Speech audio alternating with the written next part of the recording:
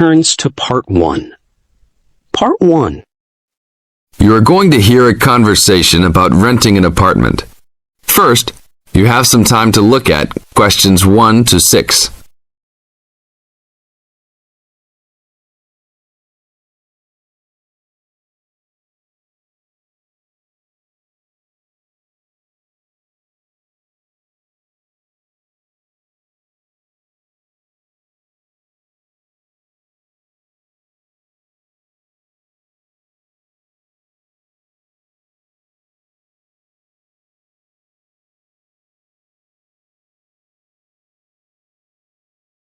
Now listen to the tape and answer questions 1 to 6. How can I help you, sir? Hi, I'm interested in renting an apartment in your building. Can you show me around inside? Sure, my pleasure. Do you know what kind of apartment you're looking for? I'm thinking of something for my best friend and I. The apartment doesn't have to be too big, just something comfortable for the two of us. I'm looking for a kitchen, 2 bedrooms and a bathroom, just something simple. Okay, well, let me show you what we have to offer. We divide our apartments into 3 categories. There are standard apartments, upgraded standard apartments, and luxury apartments. Please follow me. This apartment just went up for rent yesterday. The old tenants moved into a larger one. This apartment is what I call the standard apartment. It's small, but has everything you need. The kitchen comes with a refrigerator, an oven, and a stove. There is 1 bathroom with a shower, but no bathtub. The rooms are a good size, and both have their own closets. The living room has enough space for a couch. We will provide a television for you. These apartments are very popular with students because they're affordable and practical. Right now, we are renting these out for only $1,000 a month. I think this is a little bit on the small side. There's no space for a dining table or even for an extra desk. We will both need room to study. If there are guests over, we hope to be able to have a dining table big enough for at least 4 people. Do you have anything slightly larger? Maybe just an apartment with a bigger living room? Well, let's take a look. Right now, we also have an opening for a luxury apartment. This apartment is larger. It has 3 bedrooms, and all 3 are larger than the last one. And there are 2 bathrooms, and all have bathtubs. The kitchen is also larger, and come with an additional dishwasher and freezer. The living space has plenty of space for a dining room. How much is the rent on these apartments? These are more expensive. Usually in the $2,500 range. Don't forget that there is an additional bedroom, so you could find another roommate to lower the cost. I think that's a little bit on the expensive side. We don't really have the time to find another roommate, so it's probably better to stick with the 2-bedroom places. Is there anything between these 2? Come with me. I can show you this apartment right now. But there are people living in it. There are no more of these kinds of apartments available at this moment, but if you decide that you like it, I can put you on the waiting list, and as soon as we have openings, you will be contacted. Sure, let's take a look. This is the upgraded standard apartment. As you can see, it's larger than the other 2-bedroom apartment. There are 2 bedrooms and 2 bathrooms, 1 in each room. The living room comes with a television, but no furniture. The kitchen is around the same size as the other smaller apartment. The basic difference is the additional bathroom and larger living room. These rent for around $1,400. Now look at questions 7 to 10.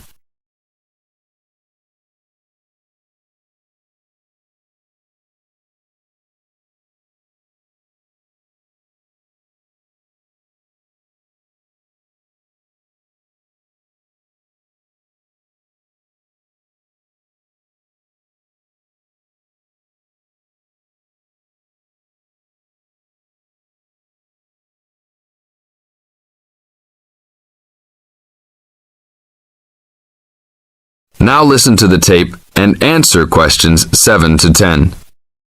Seems like a good deal. Do you know when an apartment like this will be available? That's hard to say.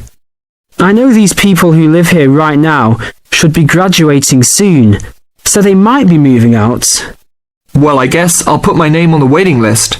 Hopefully there'll be an opening as soon as possible. That sounds like a good plan. I will notify you as soon as we have vacancies. You will have to leave us some information and a student identification number. Sure, no problem. My full name is Robert Jack Browning. Could I have your age, please? I'm 38. Your major? I'm studying biology. How about naming some of your hobbies? Fishing, golf, watching movies, and spending time with my family. Sounds like a good life. What is the price range of the apartment you are looking for? Somewhere between $1,000 to $1,500. Your student identification number, please? QS 45890. Could you repeat that? QS 45890. Lastly, could you leave us a phone number? Okay, it's area code 236-580-2287. Thank you very much. I will give you a call as soon as possible. This is the end of section 1. You now have 30 seconds to check your answers.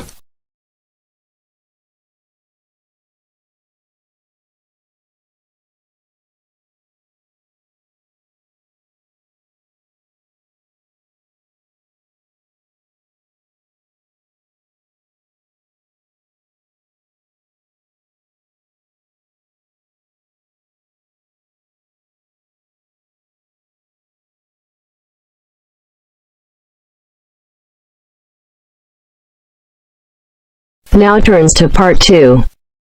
Part 2. You'll hear two teachers discussing a school trip. First, you have some time to look at questions 11 to 16.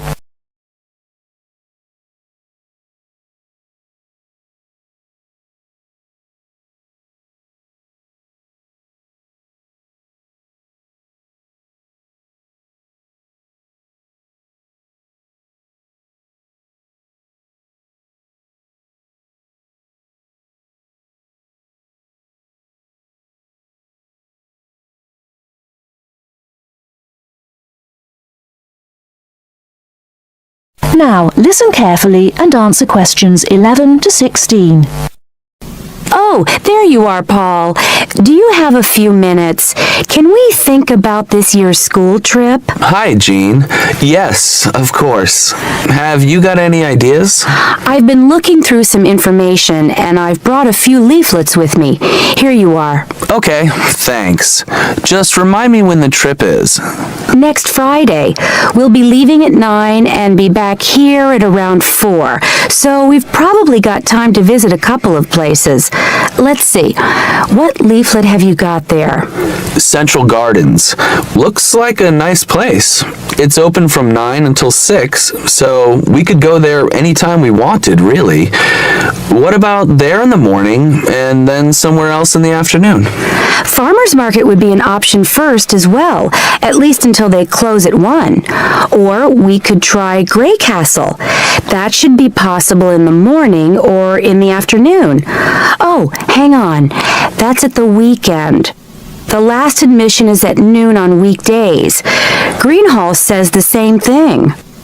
Queen's Park opens at 8, so we could go there first. Or, according to these times, we could go there on the way back to school. Because they don't close the gates until sunset during the week. Okay, that gives us a few options. We went to Queen's Park a couple of years ago, didn't we? I seem to remember that the pupils really enjoyed it.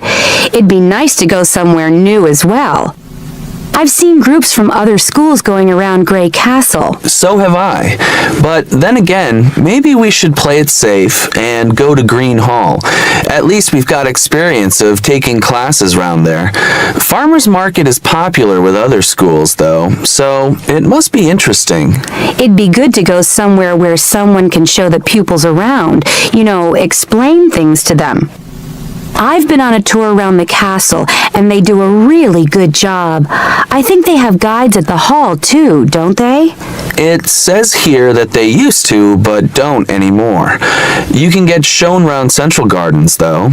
I think we'd have to do any explaining if we took the pupils to the market or the park. That wouldn't be a problem, though.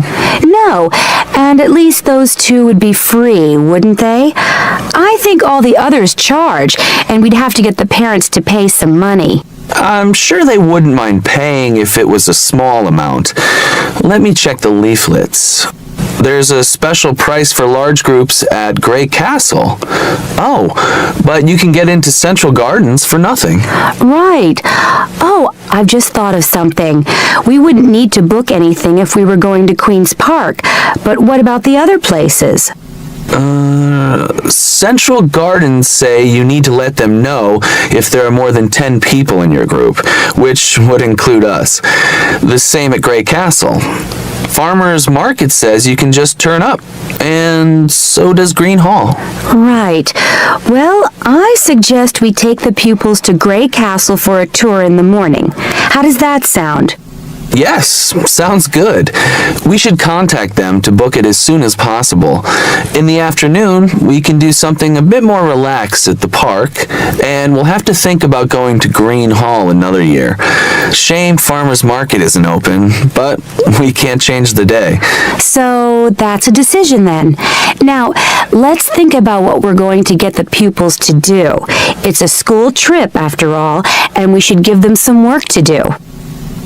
Before you hear the rest of the talk, you have some time to look at questions 17 to 20.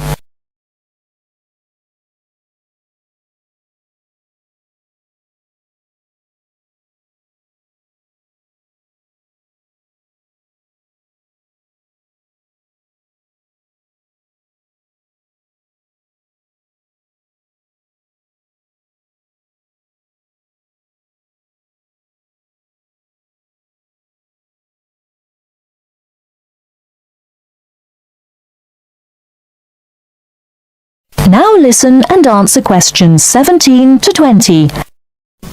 I think they should know something about the place before they go. That way they know what they're looking at, and they'll be able to write about it better when they get back. I'll put some information together to look at home, and give them copies after the next lesson. Good idea. I'll write something for them to do as they're going round the place. We did a quiz last year, and that worked really well. I'll do the same kind of thing this time. Okay.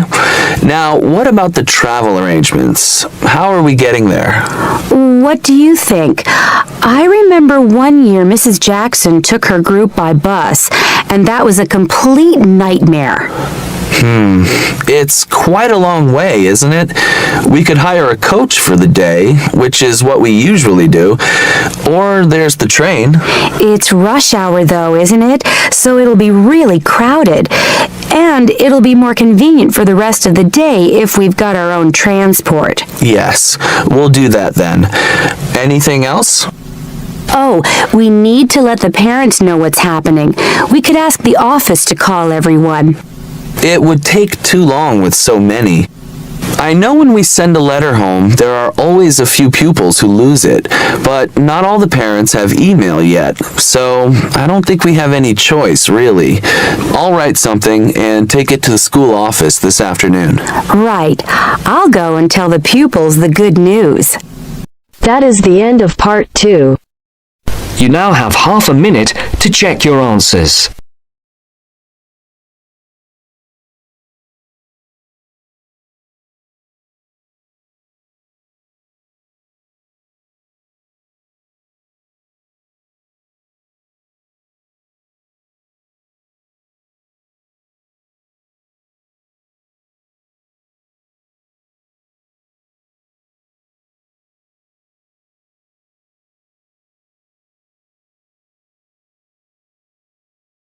Now turns to Part 3. Part 3. You will hear two university students, Phil and Stella, talking to their tutor about their research project. First, you have some time to look at questions 21 to 27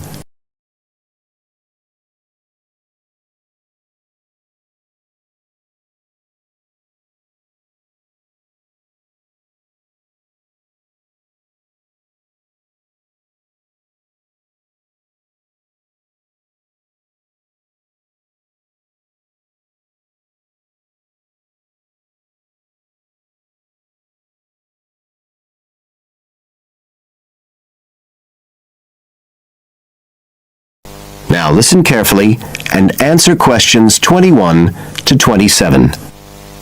Come in. Ah, yes, Stella. Is Phil there too? Good. Come on in. Okay, so you're here to discuss your research projects. Have you decided what to focus on? You were thinking of something about the causes of mood changes, weren't you? Yes, but the last time we saw you, you suggested we narrowed it down to either the effects of weather or urban environment. So we've decided to focus on the effects of weather. Right, that's more manageable. So, your goal is, Phil? To prove the hypothesis, no, to investigate the hypothesis that the weather has an effect on a person's mood. Good. And what's your thesis, Stella? Well, our thesis is that in general, when the weather's good, it has a positive effect on a person's mood, and bad weather has a negative effect. Can you define your terms here? For example, what do you mean by good and bad? Okay, well, good would be sunny, warm weather, and bad would be when it's cold and cloudy or raining. And how would you define an effect on a person's mood? What would you be looking to find? An effect on the way a person feels. A change in the way they feel, like from feeling happy and optimistic to sad and depressed. Right. And what sort of weather variables will you be looking at? Oh, sunshine, temperature, cloudiness, precipitation, among others. It'll depend a bit what the weather's like when we do the survey. Fine. We'll talk about that in a minute. But first, what about background reading? I gave you some suggestions. Did you manage to read any of it? Yes. We read the Ross Vickers article, the one comparing the groups of American Marines training in summer and winter. That's quite relevant to our study. It was interesting because the Marines who were training in the cold winter conditions tried to cheer themselves up by thinking of warm places, but it didn't really work. Yes, they were trying to force themselves to have a positive mental outlook, but in fact it had the opposite effect, and they ended up in a very negative state of mind. And we found some more research by someone who wasn't on the reading list you gave us, George Whiteborn. He compared people living in 3 countries with very different climatic conditions. Actually, he looked at several things, not just the weather. But he found some people's reactions to bad weather were much worse than others, and it was linked to how stressed they were generally. The weather on its own didn't have such a significant effect on mood. And we looked at a paper by Haverton. Yeah, he broke weather up into about 15 or 16 categories and did qualitative and quantitative research. He found that humans respond to conditions in the weather with immediate responses, such as fear or amazement. But these responses can also be linked to associations from their earlier life, such as a particular happy or sad event. Did you have a look at Stanfield's work? Yes. It was interesting because the type of questions he asked was similar to what we were planning to use in our survey. Yes. He asked people how they were feeling on days with good and bad weather. He found the biggest factors seemed to be the humidity. Moods were most negative on days with a lot of rainfall. Long periods without sunshine had some effect, but nothing like as much. That could be quite a useful model for your project. Yes, we thought so too. Although we can't continue our survey for as long as he did. He did his over a 6-month period. You now have some time to look at questions 28 to 30.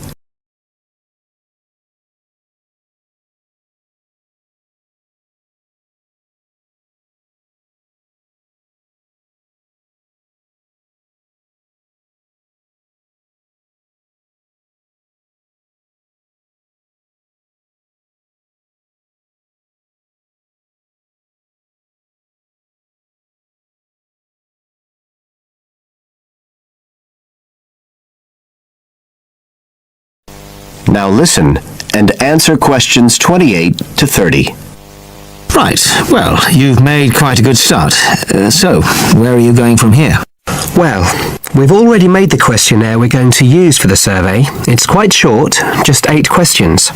We're aiming to survey 20 people over a period of 3 months from October to December.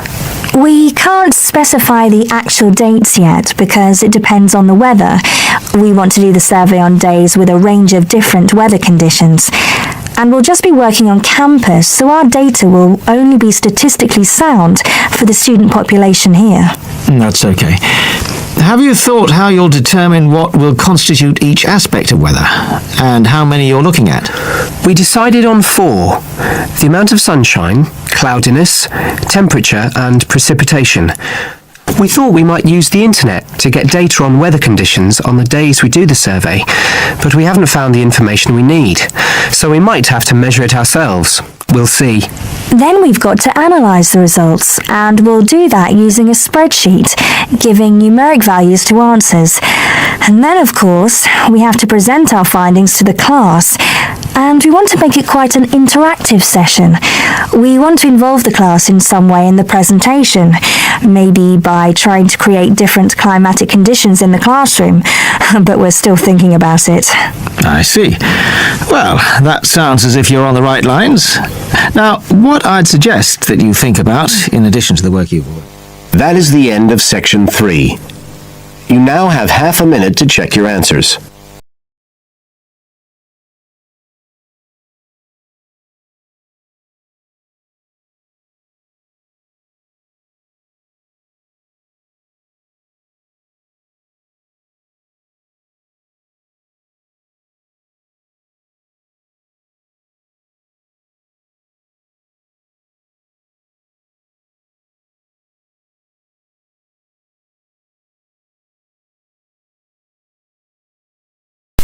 Now turns to Part 4. Part 4. You will hear a lecturer in education talking about some experiments done in the USA to investigate the effects of reducing class sizes. First, you have some time to look at questions 31 to 40.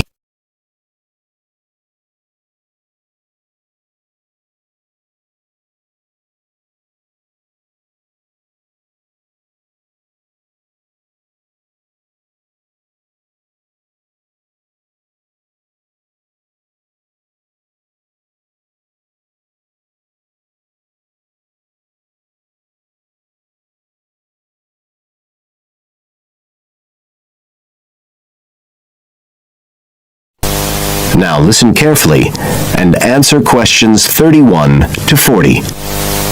All over the world, there are passionate arguments going on about how educational systems can be improved. And of all the ideas for improving education, few are as simple or attractive as reducing the number of pupils per teacher. It seems like common sense. But do these ideas have any theoretical basis? Today, I want to look at the situation in the USA and at some of the research that has been done here in America on the effects of reducing class sizes. In the last couple of decades or so, there has been considerable concern in the United States over educational standards here, following revelations that the country's secondary school students perform poorly relative to many Asian and European students. In addition, statistics have shown that students in the nation's lower income schools in the urban areas have achievement levels far below those of middle class and upper middle class schools. So would reducing class sizes solve these problems? Well, we have to remember that it does have one obvious drawback. It's expensive. It requires more teachers and possibly more classrooms, equipment, and so on. On the other hand, if smaller classes really do work, the eventual economic benefits could be huge. Better education would mean that workers did their jobs more efficiently, saving the country millions of dollars. It would also mean that people were better informed about their health, bringing savings in things like medical costs and days off sick. So what reliable information do we have about the effects of reducing class sizes? There's plenty of anecdotal evidence about the effect on students' behavior, but what reliable evidence do we have for this? Let's have a look at 3 research projects that have been carried out in the USA in the last couple of decades or so. The first study I'm going to look at took place in the state of Tennessee in the late 1980s. It involved some 70 schools. In its first year, about 6,400 students were involved, and by the end of the study, 4 years later, the total number involved had grown to 12,000. What happened was that students entering kindergarten were randomly assigned to either small classes of 13 to 17 students or regular-sized classes of 22 to 26. The students remained in whatever category they had been assigned to through the 3rd grade, and then, after that, they joined a regular classroom. After the study ended in 1989, researchers conducted dozens of analyses of the data. Researchers agree that there was significant benefit for students in attending smaller classes, and it also appears that the beneficial effect was stronger for minority students. However, there's no agreement on the implications of this. We still don't know the answer to questions like how long students have to be in smaller classes to get a benefit, and how big that benefit is, for example. The second project was much larger and took place in California. Like the Tennessee study, it focused on students from kindergarten through to grade 3. But in this case, all schools throughout the state were involved. The experiment is still continuing, but results have been very inconclusive, with very little improvement noted. And the project has, in fact, also had several negative aspects. It meant an increased demand for teachers in almost all California districts. So the better-paying districts got a lot of the best teachers, including a fair number that moved over from the poorer districts. And there were a lot of other problems with the project. For example, there weren't any effective procedures for evaluation. All in all, this project stands as a model of what not to do in a major research project. A third initiative took place in the state of Wisconsin at around the same time as the California project began, and it's interesting to compare the two. The Wisconsin project was small. Class sizes were reduced in just 14 schools, but it was noteworthy because it targeted schools at which a significant proportion of the students were from poor families, compared with California's one-size-fits-all approach. Analysts have found that the results are very similar to the Tennessee project, with students making gains that are statistically significant, and that are considerably larger than those calculated for the California initiative. Now, I'd like to apply some of these ideas to the latest. That is the end of section 4. You now have half a minute to check your answers.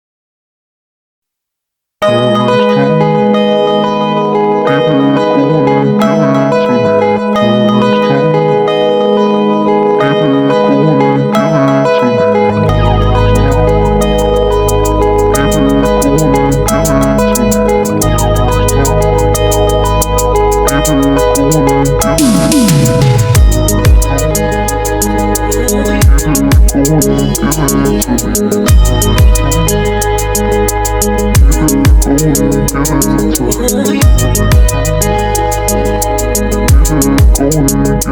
to me.